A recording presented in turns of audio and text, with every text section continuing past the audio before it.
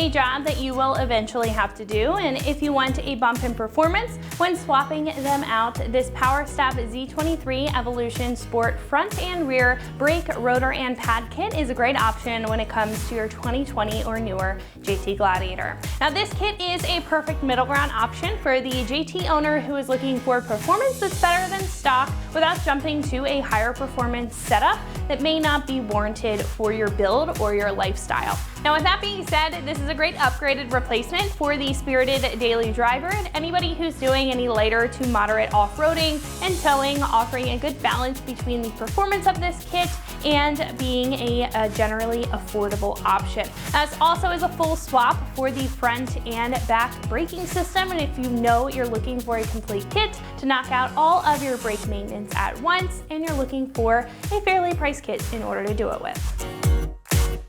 Now, as I said, this features upgraded performance compared to an OE replacement, but isn't for heavy-duty towing or heavy-duty off-roading applications like PowerStop's Z36 series, being more of an intermediate style option. Now, the pads have a compound that's specifically formulated for this style of driving while also offering very comfortable characteristics, including quiet braking operation and minimized brake dust, so you're not going to have to worry about your wheels being dirty all the time. Now, along with the better pads, the drilled and slotted rotors also help with the efficiency of the system, keeping the surface clean for optimal pad contact and providing some additional cooling to the braking system that the stock brakes couldn't offer with the beveled drill holes. Now they also just look very cool behind the wheel, so adding some sporty details here is definitely a plus when it comes to this kit.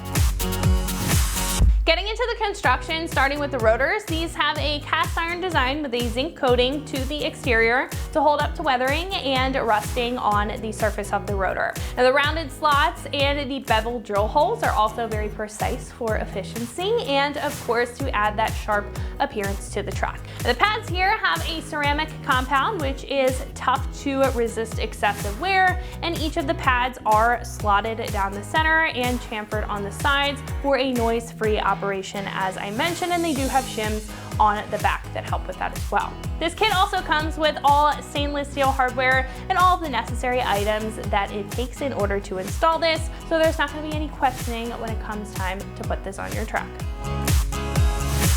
Now this kit for the front and rear comes in at about $600, putting this right in the middle of the road when it comes to price. Now, as I mentioned, this is that intermediate style option when it comes to the performance intentionally for the hybrid driver, which in turn doesn't make this a super expensive choice, especially for both the front and rear pads as well as the rotors. Now, I think if you're looking for a bump and stopping power compared to the factory replacement option, but again, don't need an advanced heavy-duty tow or high-performance setup for your Gladiator, then this is going to be a great choice for you. Install here is a 2 out of 3 wrenches on the difficulty meter and should take you about 2 hours or so in order to get the job done. Now at this point, I'm going to hand it over to one of our installers. They're going to show you a detailed breakdown on how all of this bolts up to the Gladiator, whether you are tackling the install yourself or just curious about the process. So that's going to wrap it up for what I have to say. Let's go ahead and get into the install. Tools required for this install include an impact gun, ratchet, an extension, caliper hook, T30 torque socket, 10mm socket, 13, 18, and 21mm swivel sockets, and brake clean. What's up guys? Today we're installing brakes on our Gladiator, so let's get started. So on our rear caliper, we're going to take a 10mm socket to remove these 2 bolts. I've got a caliper hook up on the frame so that I can hook the caliper to that once I get it removed.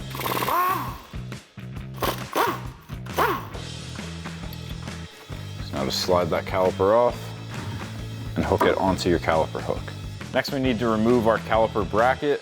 We've got 2 18mm bolts back here. I'm using a 18mm swivel socket with an extension to get to these.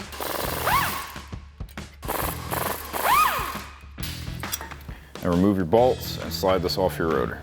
Next we're going to remove our rotor. We've got a T30 set screw in here. So I've got a T30 torque socket on a ratchet. We're just going to remove that first.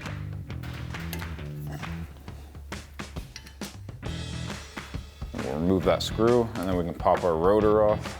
And that's pretty on there, so I'm going to grab a rubber mallet and start tapping this out from the back. Now we're gonna take a rubber mallet. We're gonna hit right where our caliper sat because we have an opening in the dust shield. So just take your mallet from the back, beat off your rotor.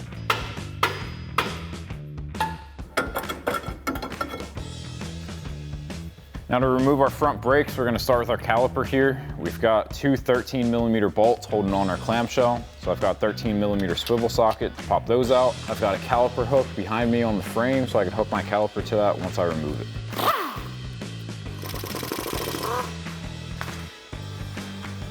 So just wiggle that off and hook it onto your caliper hook.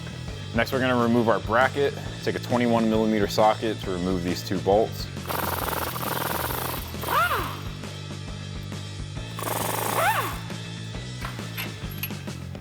And then pop off your bracket. Now we can remove our rotor. We do have this set screw here, so grab a T30 Torx socket and pop that screw loose. Then I'm just gonna use that socket just to remove this the rest of the way.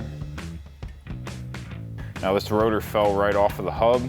If yours doesn't, you can go in the cutout of the heat shield back where the caliper sat and just take a rubber mallet or a hammer and just beat it off. So now we've got our front and rear caliper brackets here. We're gonna have to pull out our brake pads as well as our clips. So for the brake pads, we're just gonna pull them back, pop them out.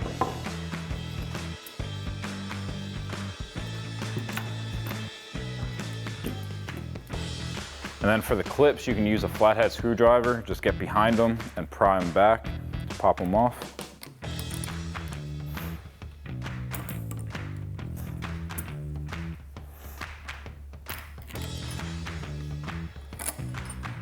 Same thing on the other one.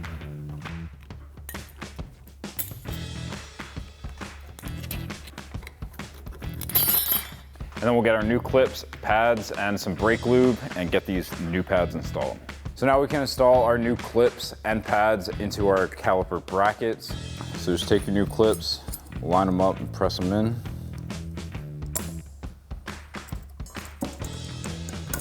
And then we're just gonna do the same thing for the rear caliper.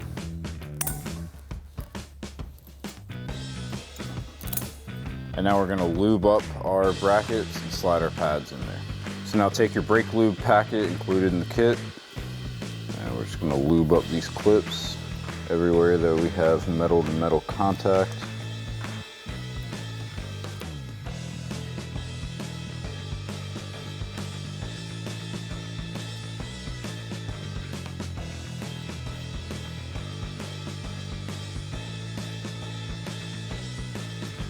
And then we can get our pads into our bracket. Got to kind of angle these in.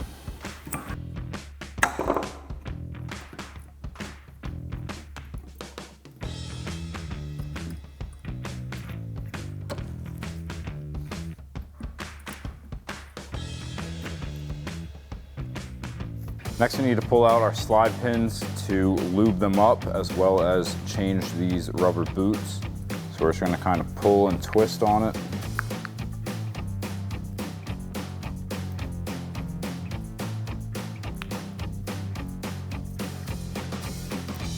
And then we're just going to pull these out of our bracket. Now the fronts aren't directional, so you can put those back on either way. The rears do have a correct orientation. Just wiggle that on. Do the same thing over here. And then on the rear, you just want to match that orientation to the one that you took off.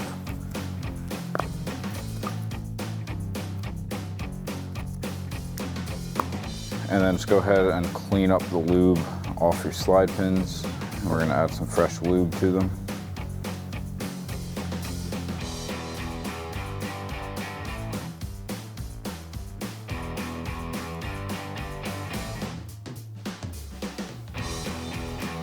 And then just press them in until that seal seats around it.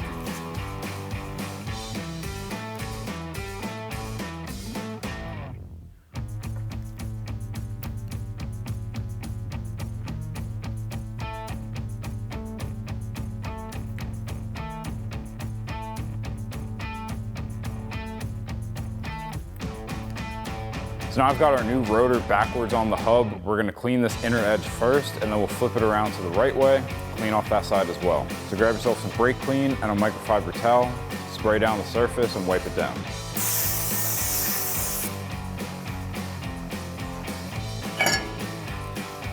And flip it around. And now press this flat up against the hub, and you can reinstall that set screw, hold the rotor in place. And then just snug that up with your ratchet. This doesn't have to be crazy tight. And then spray down that outer surface.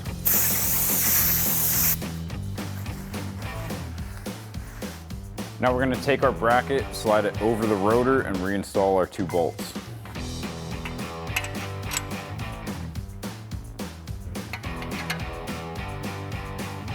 Then take your 21mm swivel socket, tighten those down. And then I'm just gonna pinch my pads together, get them up against the rotor so we can get ready to get our caliper on. Next, we need to compress the pistons in our caliper to be able to get that over our new pads. Now, the pads that we took off were pretty new, so we don't have to compress it too much. So I'm gonna get a brake caliper compressor tool here, and we're just gonna get that nice and centered up and start compressing those pistons. And then once they're flush, remove the tool, pop that off your caliper hook, slide your caliper over your pads, push your slide pins in, and then you can reinstall your 2 bolts.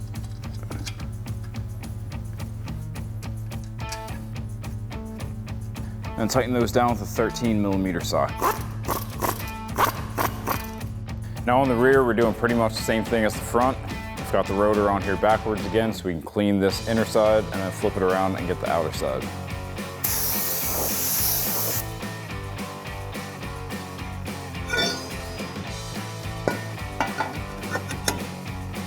Now you can thread in that set screw.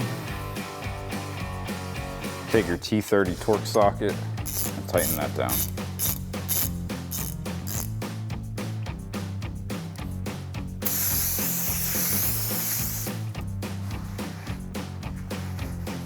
Now take your caliper bracket, slide it over your rotor, and reinstall those 2 bolts.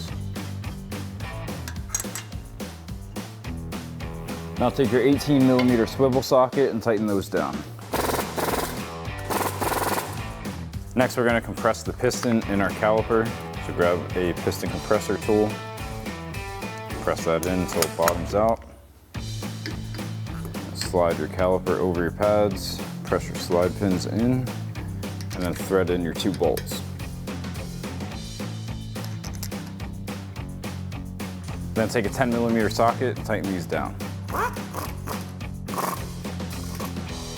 So that'll wrap up this review and install of the PowerStop Z23 Evolution Sport Brake Rotor and Pad Kit for the front and rear of your 2020 and newer Jeep Gladiator JT. Thank you for watching, and for all things Gladiator, keep it right here at ExtremeTerrain.com.